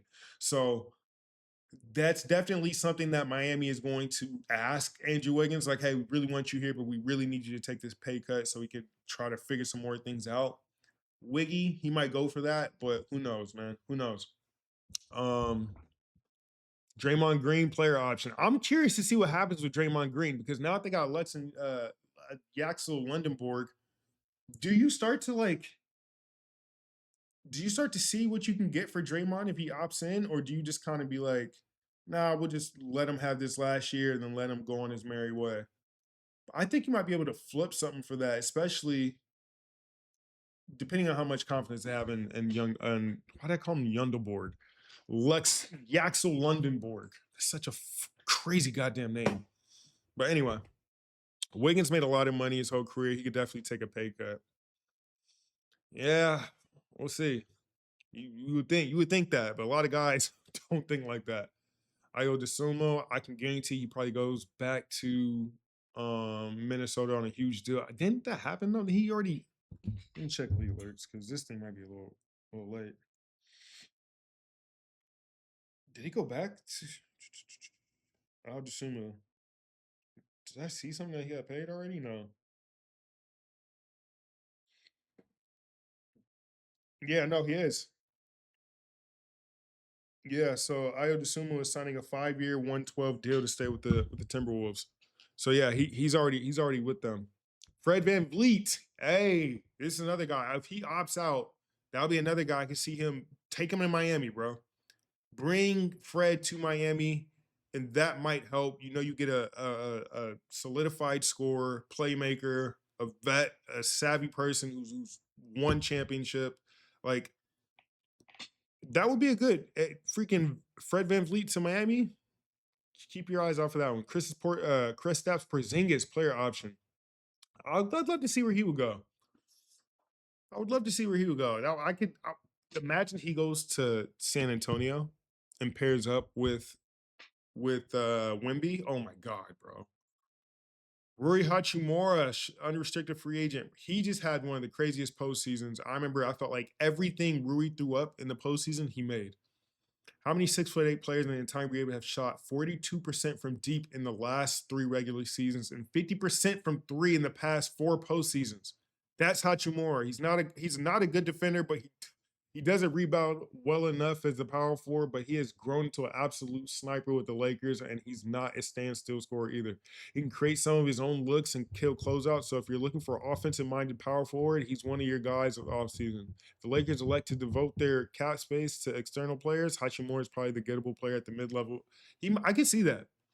I can see that. Keep him. John Collins, unrestricted free agent. See where he ends up. Mitchell Robinson, I bet you he goes back to New York. There's no way he doesn't go back to New York. Quentin Grimes, unrestricted free agent. If I was the Sixers, I'd lock him up. I'd like him up because there's not a lot of guards that you could come across that can score and that can shoot and that have size. Like even if he's not having the greatest season, like you're not gonna find many better options out there. Kobe White, I feel bad for Kobe White because he was having such a crazy year with Chicago, and then halfway through the season, he gets traded to a Charlotte team who's kind of like, we don't know if we really want to make a push for the playoffs or we're just going to tank. But somewhere along the way, they kind of figured it out and was like, you know what, we have a chance to actually be good. So let's go out there and put our best foot forward. Kobe White had a lot to do with that, especially going into the play-in. He had some pretty big games, so hopefully he can find a little payday or find his way back to the Hornets, but that sucks, man. When you're playing so well and you just have things that aren't in your control kind of go against you. It sucks. CJ McCollum, unrestricted free agent. Go ahead and send him back to the Hawks, man. He's getting a little bit older, but he's still got some pop in him. For shit, send him to Miami. They definitely need somebody. They need a point guard, and the way he was cooking, I could definitely see him being useful for like a year or two. Norman Powell, he was an all-star last year in Miami and nearly made it for the Clippers 2 years. Those are the best 2 years of his career. He's now 33, and he tailed off down the stretch 2 years in a row because of injury. He did not feel comfortable playing him and Tyler Hero together defensively, so his fate may come down to whether he or not their hero is traded. So Miami likely brings him back on a big short-term deal to design their guards. I mean, they should do that, but I don't know. The only way Miami can get Norman Powell back is if Andrew Wiggins somehow decides like, oh, I'm just gonna take this pay cut, and then we'll bring Norm back, and then we'll get the point guard or some type of relief at the guard position. But we'll see, man. They're gonna have a lot of things to figure out. Colin Gillespie. I wonder. I can't wait to see who's gonna take a chance on him. Oh, Colin signed. Who did he sign to? How did I miss all these signings? Who did Colin sign to? Am I tripping? To the Suns. He resigned, so I ain't even got to worry about him. Anthony Simons, man, you have an all-star level offensive player to get away with, but being sort of a defensive liability that Simons has generally been. Simons is unfortunately a few levels beneath that, but he's still an extremely explosive scorer with a sorely underrated clutch resume. He probably has to come off the bench for good teams, given those defensive issues. Boston notably did not start him for the last season, but some in the mid-level range feels appropriate. Or if the Bulls elect to keep him, perhaps a bit more of a short-term deal. Who knows, man? Anytime you're just not a good defensive player, it kind of works against you, bro. It's literally like the difference between some guys being a mid-level exception or some guys just being like an absolute, $100 million contract coming up. But yeah, some of the defensive issues, especially with older players who are offensive minded, it's a little harder. Benedict Mather, unrestricted free agent. He's going back to Indiana. They're not letting him go. Robert Williams, unrestricted free agent. Williams is a cheaper version of Mitchell Robertson. They're both capable of starter level play. Neither is capable of starter level minutes. Williams is even a bigger health risk. He played in 26 combined games in 23, 24, and 2024 and 25 seasons. He bounced back for a healthy, productive season last year. And any teams that had a healthy center rotation should consider taking a swing for him in a bigger playoff role. He was great against San Antonio for the first round. Portland. He was good against the freaking the San Antonio Spurs, but if he's not healthy, man, like he's one of those dudes where you can have him on the team, but you got to keep him healthy all the way up until when it matters. Because like if he's hurt, it just doesn't matter, bro. You're just gonna have him around being hurt the whole time. But if you can kind of keep him fresh for going into the postseason, he could help a lot. Colin Sexton, I'm going down with the ship on this. I think there's a viable defensive guard somewhere in Colin Sexton. It's never happened in the NBA. Well, wait, what am I saying?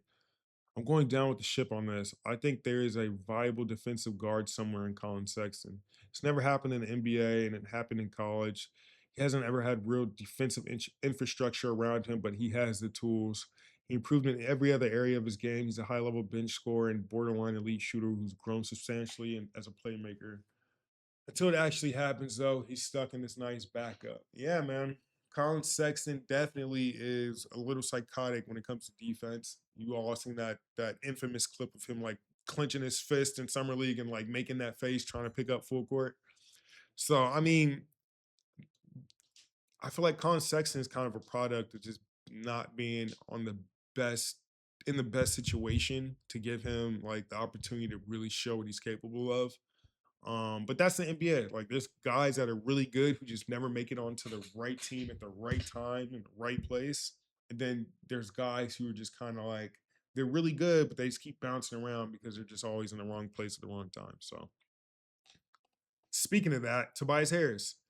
I nearly ranked Harris at number 22 just because he is astoundingly the 22nd highest paid player in the NBA. At this stage, though, have to imagine Harris' obscene earnings days are behind him. He's heading into his 34-year age season. You know what you're getting with here: a decent three-point shooting, a dash of individual creation, and a great locker room presence. He could still start, but should probably come off the bench for a good team. The Pistons could create a fair bit of cap space by renouncing his cap hold.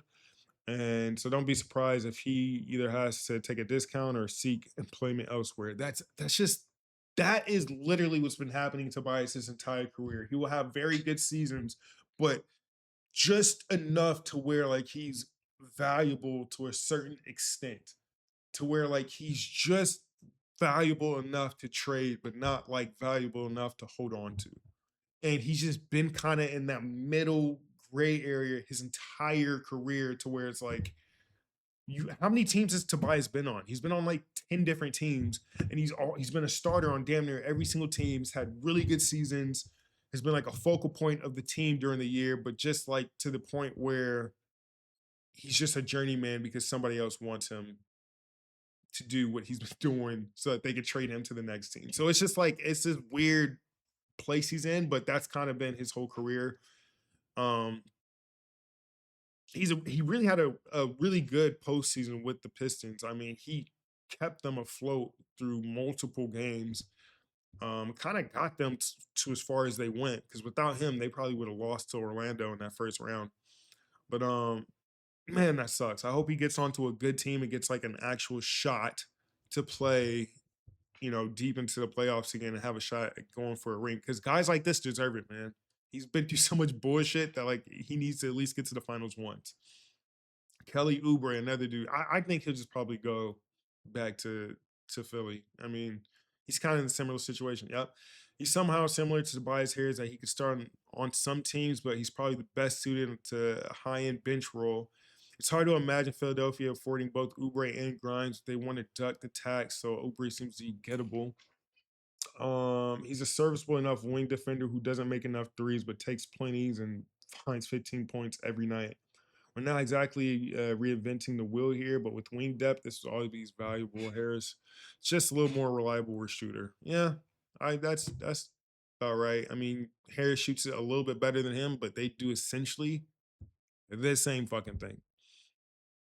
Sandro, player option. He's probably going to opt in to go back to Toronto because I just don't see a lot of teams kind of wanting what he does. Landry Shamet was a minimum salary player the past 2 seasons. That made sense when he was a non-factor defensively. He's grown substantially on the end of the floor, and when you pair him with that growth, with his ever reliable jumper and that championship sheen from the Knicks run, he's probably looking at a contract worth 8 to 10 million annually. The Knicks have enough guard depth to potentially let him go if they're concerned about the second apron, but if they're willing to dive in on the dive off the tax deep end, then they obviously love to have him back. That sucks, man. With a guy like Landry Shamet, who just had an unbelievable postseason run, he deserves to get paid more than 8 to 10 million, but that's just how these things go. It's all about timing.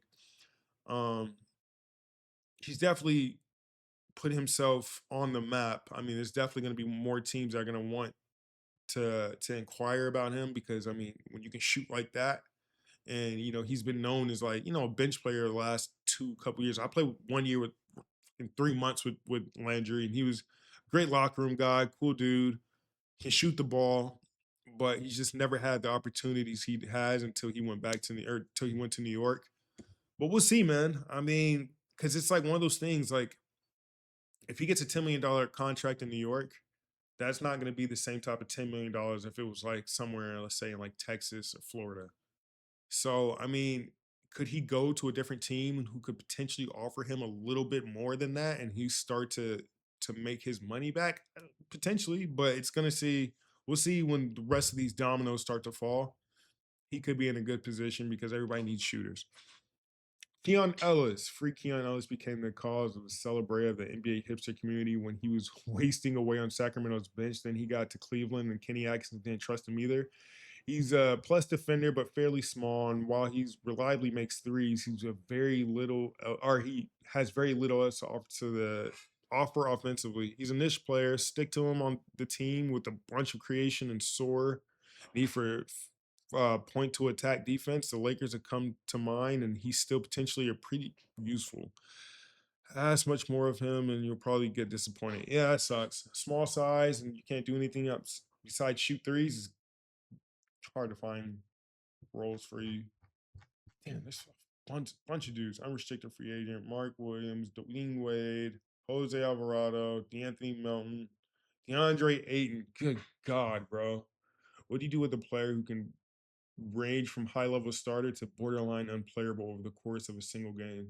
The Ayton experience has forever been maddening. He was talented enough to get drafted before Luka Doncic, and frustrating enough for Portland to pay him $25 million just to go away last season. He refuses to get to the line, and pick and roll defense is a mess, but his mid-range jumper is automatic. He defends the post well, and when he's invested, he can be a very high-level rebounder. We'll split the difference and stick with him around the bottom of the list at the end. At his best, he's 20 spots higher. At his worst, he's legitimate negative. Yeah, man, I love DeAndre. Like, he has a very charismatic personality. He's super chill. Not super chill. He is a big personality. He's from the Bahamas, and any Bahamian people, they're just like super confident. So there'll be days where like DeAndre would be on the team. He'd be with everybody, kicking it, cracking jokes. And then, you know, one bad game for whatever reason, whether he didn't get enough touches or everybody got on his case, he just changes. Like he's just a different guy. Like it'll be times where he gets on the team plane and he's tapping everybody up, saying what's up, talking. And then, you know, it's so funny because when we used to take off, like every flight we were on, he would take off and you could hear DeAndre Ayton saying, "Get up, Bird, get up, Bird." And then you know that meant he was in a good mood. But there'd be some days where, you know, we had a bad game, a rough practice, or whatever it may be, and he was in his feelings. He wouldn't even sit next to the players. He would just go to the back of the plane, and we'd be all, you know, in the front yelling, "Yo, Dre, say the phrase, say the phrase." Like, "Come on, get up, Bird, get up." And he just wouldn't say anything. So it's just like, you just never knew what the day was going to bring. Some days he was, you know, all in, and some days he's just checked out. So that's the hardest thing about the NBA, man, is because it's just every day you got to be locked in. So if you're not, you know, it can get really heavy. And you can see it. Like some days he's amazing, the number one pick, playing like a damn all-star, and then some days he's just checked out and you can't even find him on the bench. So it's one of those things, just a mindset. But really good guy. I mean, great dude, easy to talk to. But yeah, it's just sometimes, bro, the mindset can throw you off, and the mentality is the hardest part to get a hold of in the NBA, especially when it's not a talent thing that matters, and it's more just like who has the best effort. It can get in your head. But yeah, so day one of the draft is over. We found some really good pieces. I like what the Spurs did. I like what the Thunder did. I mean, and then also too, like the Sacramento, they got one of my favorite players in the draft, Acuff. I think he's going to be fine. I think he could really help turn the team around. Hopefully, he has like, you know, he gets the defensive aspect of the game and takes off from there. But yeah, it's gonna be fun. It'll be a fun year. All right, I don't know what to do now. What should I cover? I don't really know what to talk about. We talked about the trade. We talked about the draft picks. Let's see. Hold on. Actually, let's see draft night.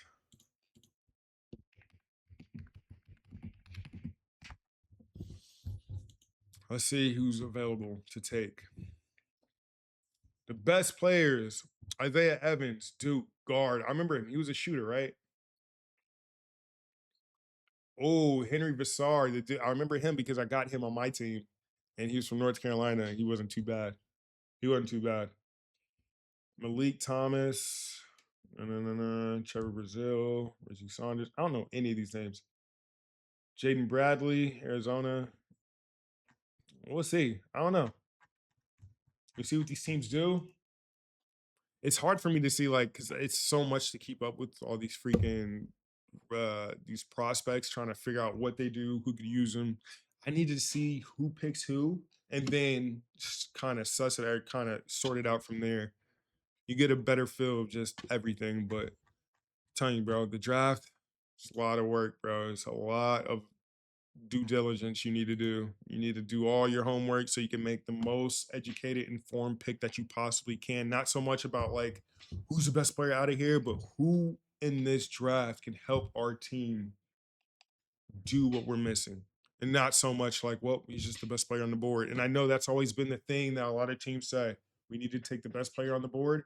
Sometimes that works against you because you need somebody that helps with what your team does now and what it's currently missing. So that's just how I look at it. But what the hell do I know? What the hell do I know? Damn, I just got here. Will the vid be up? Yeah, I'll make sure that I put this entire video on YouTube, just so you guys can, you know, have a better time looking at all this shit. Because I know it's people get here when they get here, and I might have been done talking about this player, and they never know what's going on. So anyway, I may have missed it, but did you talk about the Jaylen Brown for Evan Mobley? I wouldn't do that, man. I don't know why the Celtics are trying to trade Jaylen Brown. I mean, he just came off a year where he led you guys to 55 wins. He's been playing the best. This is probably the best year he's had in his entire career. He's helped you guys win a championship. He was the Finals MVP, and then you guys are gonna make him available for trade. Maybe it's because Jason Tatum is coming off an injury and he won't have the type of trade value that Jalen will. But at the same time, like trying to stick with, we still don't know how Tatum's going to do. He might not be the same coming off this injury. And he was good in the playoffs, but like he couldn't play the entire duration of the playoffs because they had to monitor his leg. So it's gonna be interesting how they approach this, man, because it just seems like everybody's always against Jalen Brown. But I feel like if he can get to a different team that they can build around him and have faith in him, he could prove a lot of people wrong. He could prove to a lot of people that, hey, it wasn't just Jason Tatum out there leading this team to wins. I had a lot to do with that as well. I don't know, man. That sucks. He's had a great year. Let's look at his numbers.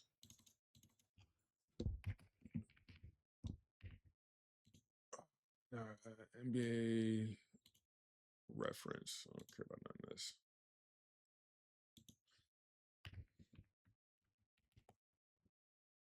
So this year he averaged 28, 7, and 5. Like, why would you trade him? I just don't get it, bro. How he gets no love this year. He was 6th in the MVP race, All-Star, All-NBA second team. Made his most shots he shot this year, but he also made damn near more. He had a career high in shots made from 2. And also shots attempted, and he shot 52% from the 2. That's insane. And what did he shoot from 3? 34% from 3. He'd do a little bit better, but you gotta shoot him to make them. Yeah, average 28, career high. Can't believe. And then what did Tatum? Is Tatum averaging like 30 or some shit? What am I seeing? What am I not seeing? Excuse me. He averaged 21 and 10 this year, but that was off of how many games? 16 games. So I'm not take that at face value. But yeah, he averaged. Oh, he did have a year where he averaged 30. So he averaged a year where he fucking averaged 30 off of fucking 55%. 11 made jump shots, or 11 attempted, 6 made jump shots, 35 from deep. Shit. Yeah. But that was like 3 years ago. No. We'll see what he's like coming off, this injury season. I don't know. Here, we can just compare him.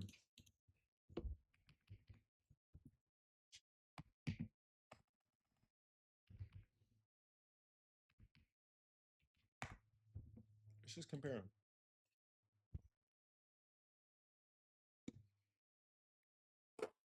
Okay. Yeah. I mean, I can see why they want to stay with Tatum. Just the eye test alone. Damn it, he's got less games played.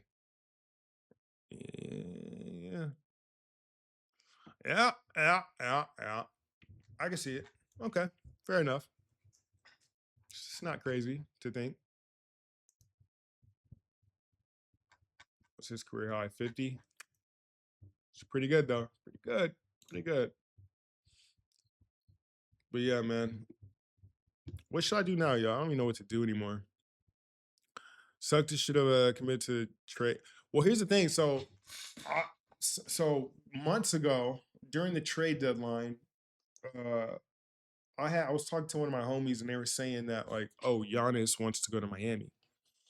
And I was like, word? Because I heard that we were trying to get him, and I know that our GM, Orlando Magic's GM, is the guy who drafted Giannis. So like, if he ever had an opportunity to try to get him to play for the Magic, he would.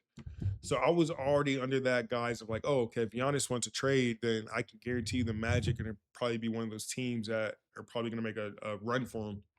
And then my homie hit me up. It's like, yo, I heard that he wants to go to Miami now. And so I was like, well, if it doesn't happen during the trade deadline, it's probably not going to happen. But surely enough, man, not even a couple weeks, earlier this week, it finally came to fruition. So we'll see what happens, man. I don't know. I mean, I don't even think really there were any other teams probably that had a realistic shot of getting Giannis outside of like giving up even twice as much as the team was asking in return.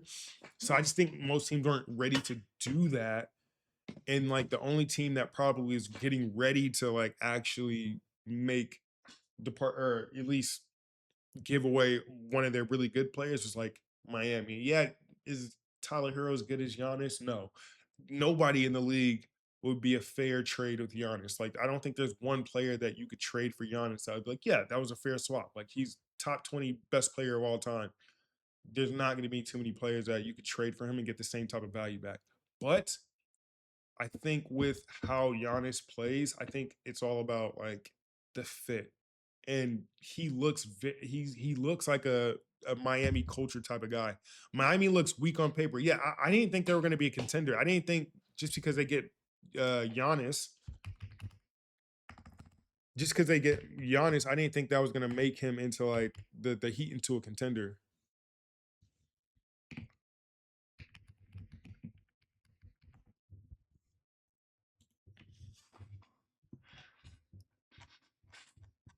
Nah, it's too much analytics. I just want to see the teams. And they get Bobby Portis too. So I get some size. So Miami Heat gets Giannis and they get Bobby Porter. It's not bad. Milwaukee receives Tyler Hero, Jamie Jaquez, Jaime Jaquez, Khalil Ware, this kid, and then 2026 first round pick, 13th, who turned into who?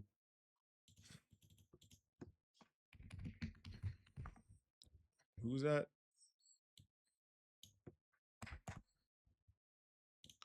Who's the 13th pick? It's not showing me what I want.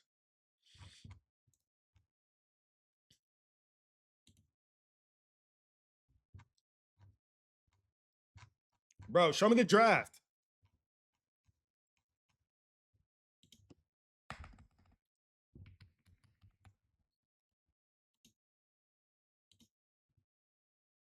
All right. 13th pick was who? Nate Emmett. Who the freak is this?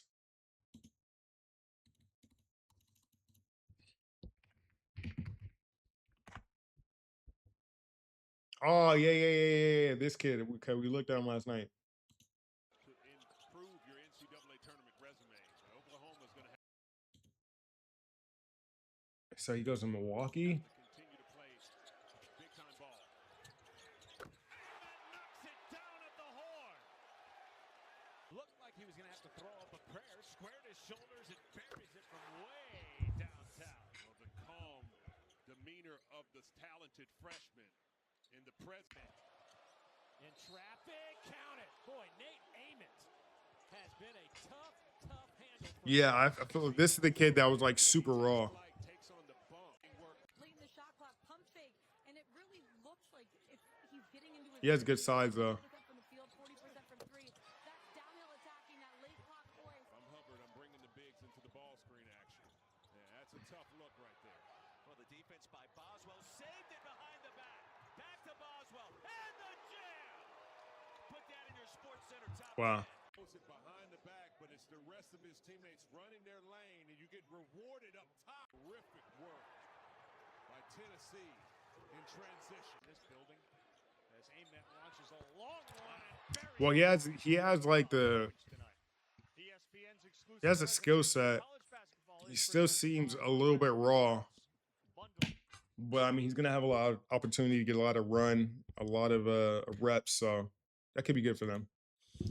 So they get that, they get Cuz, Nate Emmett, and then a 2031 first round pick, 2033 first round pick, a 2030 pick swap, and then a 2030 second round pick.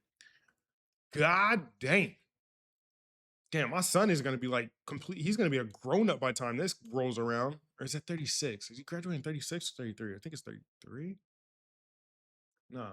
What's that? It's 26 right now. 27, 28, 29, 30, 31, 32. Yeah, my son might, but this could be my fucking son right here if he ever goes to the NBA.